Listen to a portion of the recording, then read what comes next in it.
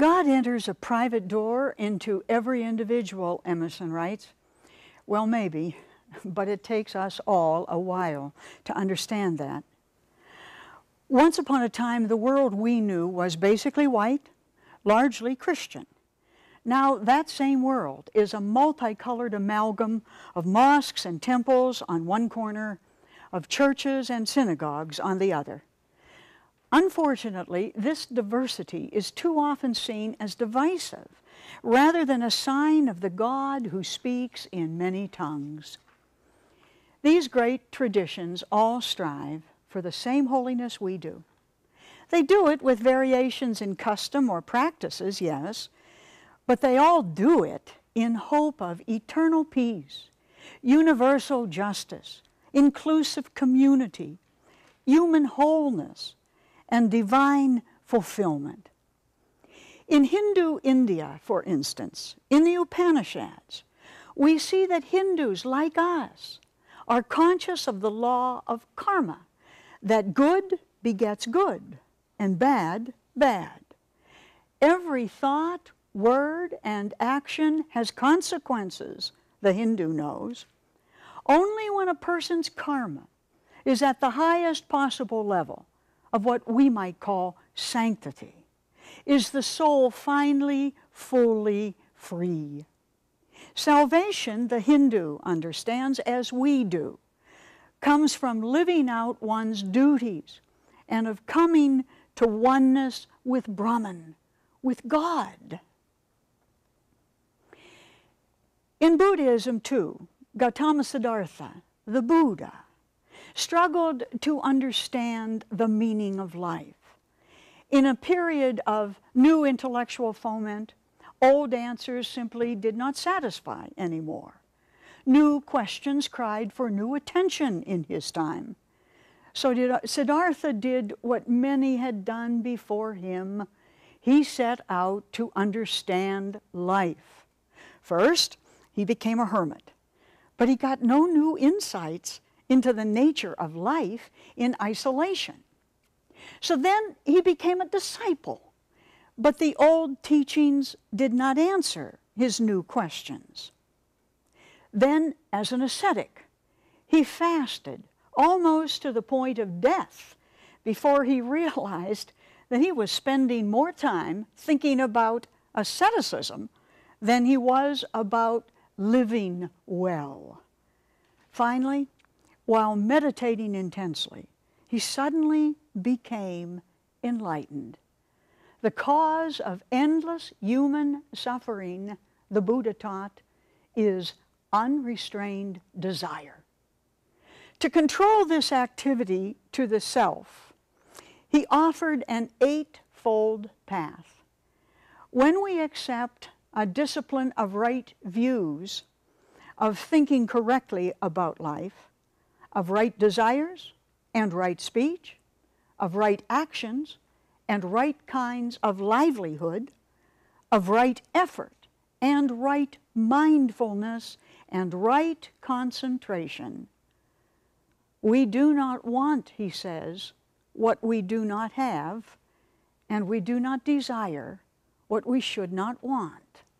Like us, then, the Buddha taught that the salvation of the self depends on refusing to become captive to the demands of the ego. In Judaism, too, our sights are set beyond personal gratification. The very nature of God becomes the starting point here, the model for a life well lived.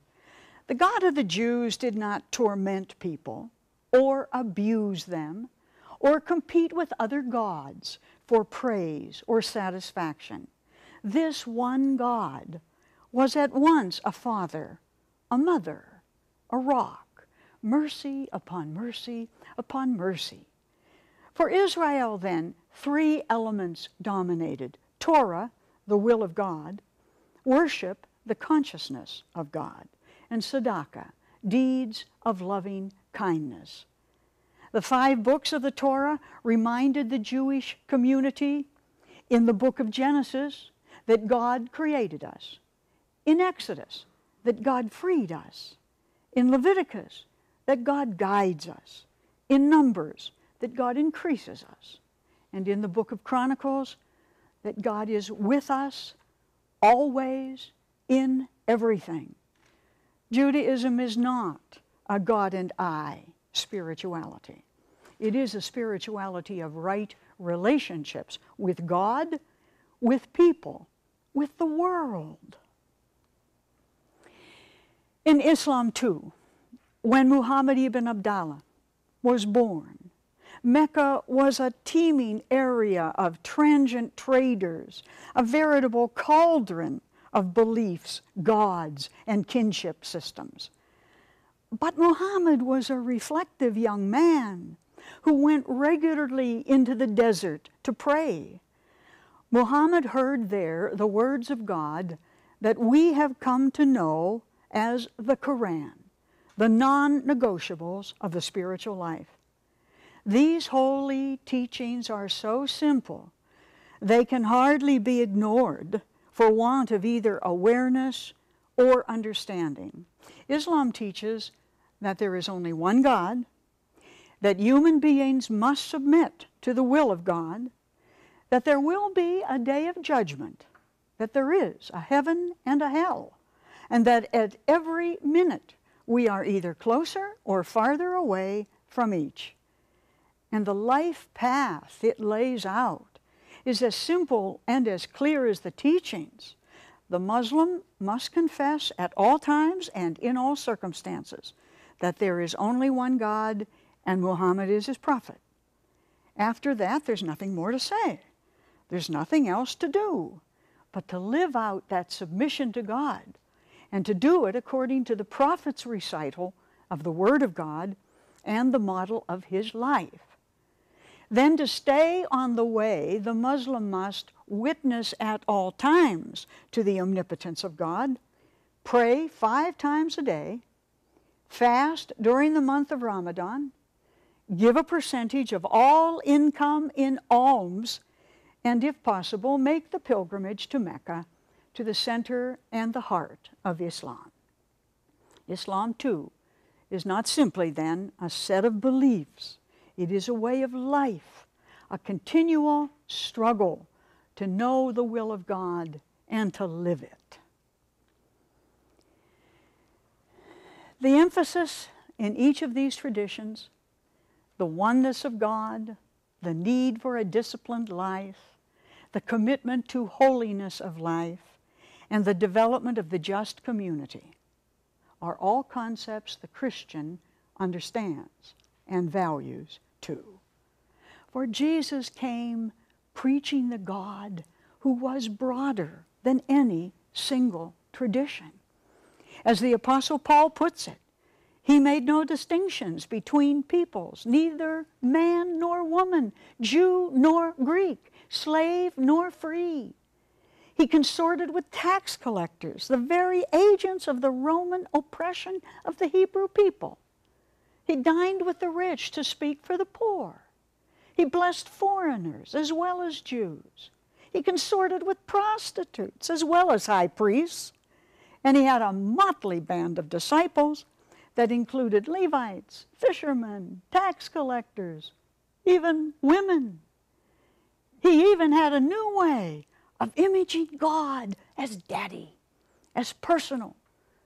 And perhaps even more important than that, he had a new way of dealing with people that transcended the laws and judged them on more than their observance to rituals. Buddha had changed the East by preaching the 8 noble truths.